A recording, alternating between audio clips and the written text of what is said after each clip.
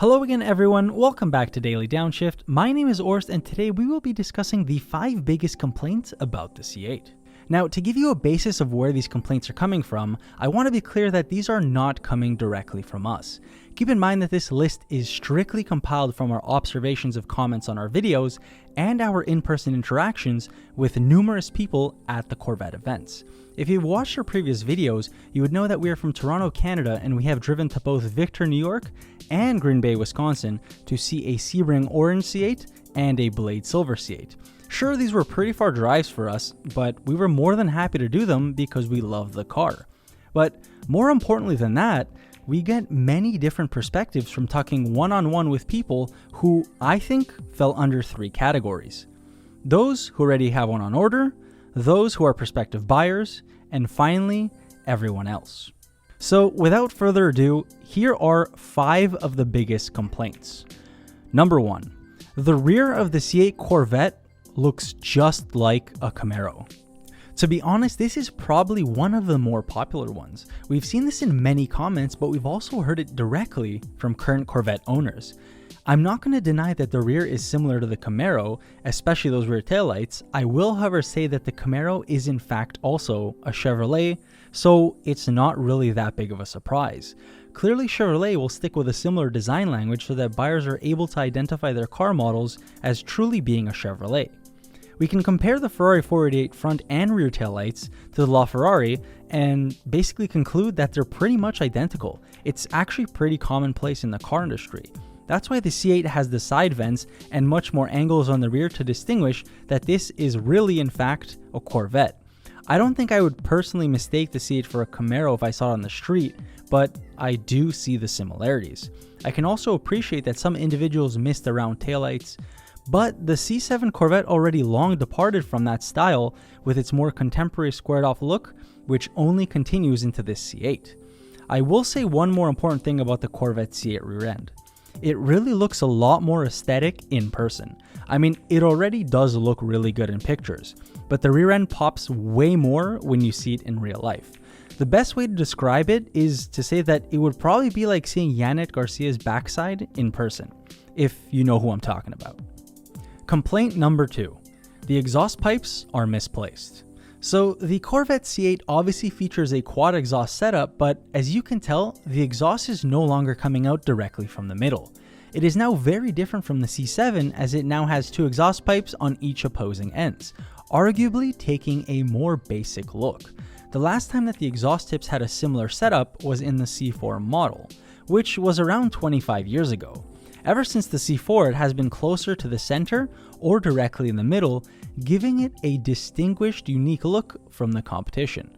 So I could really see why a lot of hardcore Corvette fans were not happy about it. However, just about everything from the car has been changed, so I don't see why they wouldn't change the exhaust placement as well. Complaint number 3, the brakes are just too small.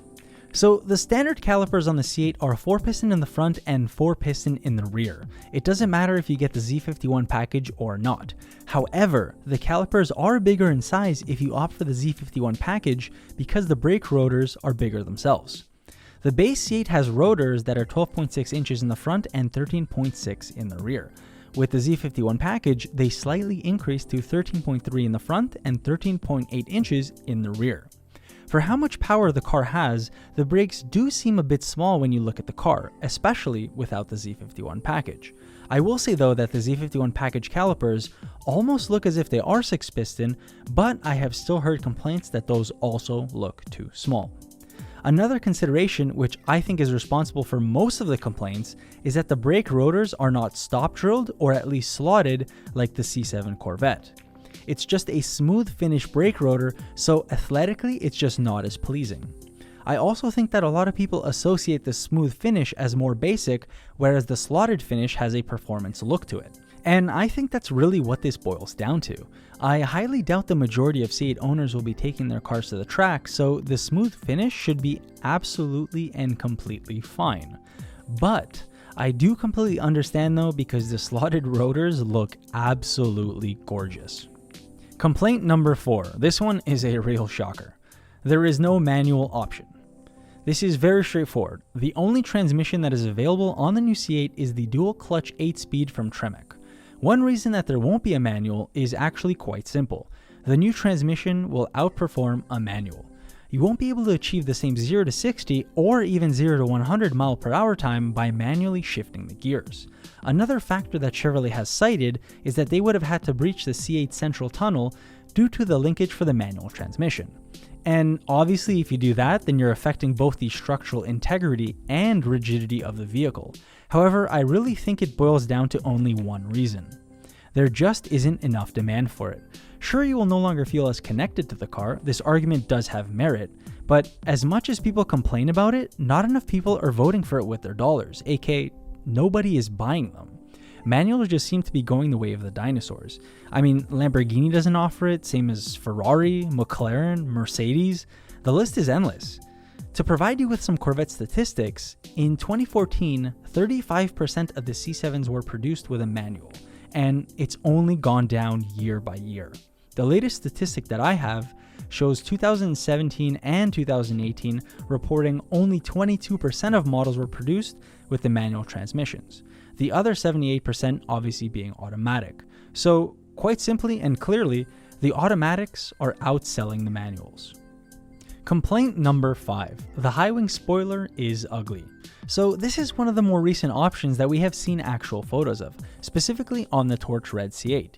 Check out our video on that if you have not yet seen the high wing spoiler.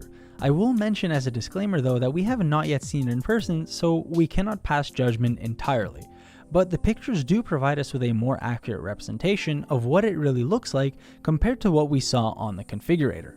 The fact that it's a 4-post spoiler makes it look a bit strange and like somewhat of an afterthought. I've heard a lot of people say that it looks a bit too boy racer.